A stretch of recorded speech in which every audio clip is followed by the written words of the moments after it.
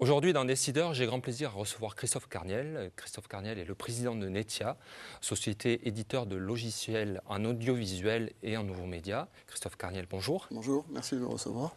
Alors aujourd'hui, je reçois ce que moi j'appelle un pur produit régional. Vous êtes né à Montpellier, vous avez fait l'école des mines d'Alès, vous en êtes sorti ingénieur.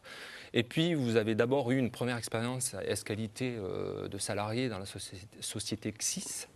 Alors là, vous faisiez des bornes, vous m'avez dit tout à l'heure, qui concernaient... Alors, on réalisait un réseau de bornes interactives à destination des magasins FNAC pour permettre aux clients du magasin d'écouter les disques avant de les acheter. Donc, un peu l'odeur du parfum avant de pouvoir acheter les disques. Voilà, donc expérience qui a duré 4 ans. Et puis, à l'issue de cette expérience, très très vite, le virus de l'entrepreneuriat vous a pris, puisqu'à 27 ans, vous avez lancé Netia. Donc pourquoi tout de suite, aussi jeune, devenir entrepreneur? Quel a été l'acte de décision pour passer à l'acte? Alors, il y a eu la conjonction de plusieurs facteurs qui ont donné naissance à cette création. Premièrement, j'étais salarié de cette entreprise, mais basé à l'étranger. J'étais en Belgique. Donc là, vous parlez de XIS, de XIS, la société.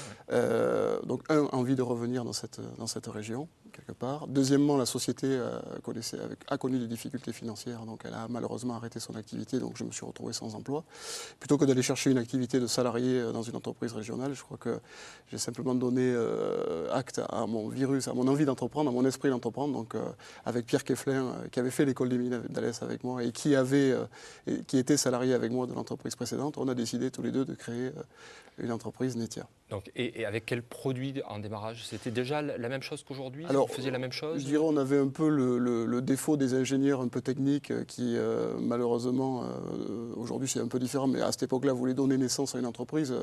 On a capitalisé sur notre savoir-faire technique, donc, qui était un peu nouveau, la numérisation du son et des images. On avait eu la chance de travailler sur ces sujets. Donc on a créé une entreprise avec un savoir-faire technologique et ce n'est qu'un an après avoir rencontré des personnes de TF1 qu'on a transformé ce savoir-faire technique en une conception marketing de produits. Alors quand vous dites rencontrer des gens de TF1, vous êtes modeste parce qu'en fait c'est votre premier gros client. Voilà, ils sont devenus notre premier client. On est tombé au bon moment puisque TF1 souhaitait donner naissance à une nouvelle chaîne de télévision LCI et voulait en faire une vitrine technologique à ce moment-là. Donc là, voulait intégrer les dernières technologies de numérisation liées au monde de la numérisation. Donc ils nous ont donné notre chance, donc TF1. Et puis après, il y en a eu beaucoup d'autres, beaucoup de belles signatures. Il y a Canal+, aujourd'hui, Radio France, la BBC, ABC. Aujourd'hui, on travaille dans 40 pays. On a un réseau de vente, un réseau de bureaux dans les capitales et un réseau de vente indirecte. Nous travaillons effectivement dans 40 pays. Donc on a de très belles références dans le monde de la télévision et de la radio. Vous les avez cités, Jean-Claude, donc effectivement... Donc quand on est au top comme ça, qu'on est dans les premiers, on va dire, vous êtes premier, on va dire. Les premiers, ouais. Voilà. Comment on se maintient au top? C'est la qualité des équipes. Bon, forcément, vous avez des gens qui sont beaucoup dans la recherche, l'innovation. Voilà, donc ça passe effectivement par, la qualité des équipes. Enfin, je veux dire, là-dessus, c'est le point numéro 1, loin devant tous les autres. Donc effectivement, par des gens qui ont envie de vous accompagner dans ce processus de croissance. Donc ça passe par ça. Et ça passe d'abord les salariés, puis ensuite des partenaires financiers, parce qu'on a besoin de ressources financières pour se développer. Ça passe par un moteur d'innovation permanent. Donc chez nous, on a 25 ingénieurs qui travaillent à l'innovation et à la conception de nouveaux produits de façon permanente. C'est une part importante de notre chiffre d'affaires. Et ça passe par effectivement une internationalisation avec tout ce que ça veut dire en termes de langage, de linguistique et de culture. Donc par effectivement un mélange de gens venant d'horizons différents et qui font une richesse culturelle et qui permettent d'aller conquérir des nouveaux pays et des nouveaux clients. D'accord. Donc aujourd'hui, vous avez évolué, puisqu'il y a eu quand même un événement majeur en 2008, puisque vous avez vendu votre société, la totalité des parts. 100% des parts. 100% des parts. Donc à France Télécom, Orange, donc un grand groupe.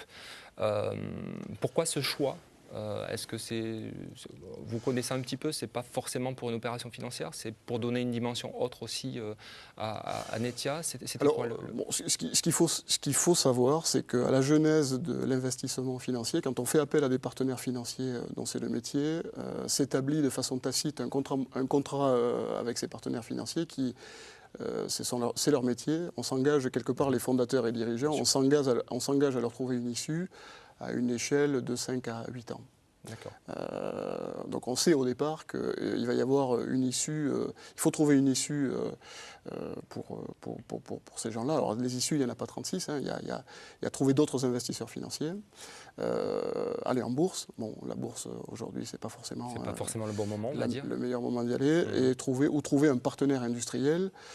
Nous, on s'est attaché à cette dernière solution, sachant qu'on a gardé effectivement, on avait à l'esprit, en accord avec nos investisseurs financiers, l'idée qu'on continuait la croissance de l'entreprise, que nous cherchions un partenaire industriel pour lequel l'activité audiovisuelle était stratégique, et bien sûr qui continuait à assurer la croissance de Netia dans un contexte différent. Optimal, voilà. mais optimal aussi. Mais optimal, voilà. Donc on a effectivement eu la chance, je dirais, de rencontrer un très grand groupe de télécommunications pour lequel l'audiovisuel est devenu un axe très stratégique. Hein, on le voit tous les jours dans la presse aujourd'hui.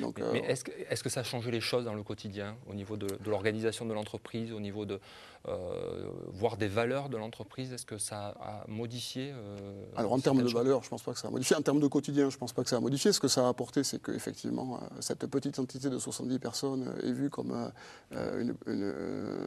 vis-à-vis de notre maison mère qui est Globecast, hein, qui est elle-même filiale de France Télécom Orange, est vue comme un peu une pépite de l'innovation et doit apporter effectivement les produits de demain. Enfin, on doit concevoir ensemble les produits de demain. Donc ce que ça nous a apporté, c'est un flash particulier sur l'entreprise. On a déjà les fruits de ça. Hein. On a un nouveau grand client qui est le client France Télécom. Donc effectivement, ce que ça apporte, c'est du travail. Alors d'un mot là sur l'année en cours, sur 2009, comment ça se présente? Est-ce que ça sera une bonne année malgré le contexte qui n'est pas forcément favorable global Tout à fait, 2009 sera une année en croissance pour Netia. On avait annoncé en début d'année une croissance de l'ordre de 20%. Je pense qu'on sera au-delà de Donc vous n'êtes pas du tout impacté à votre niveau par la crise? On ne peut pas dire ça comme ça parce que je pense que tout le monde est impacté. Il se trouve que nous, on a effectivement...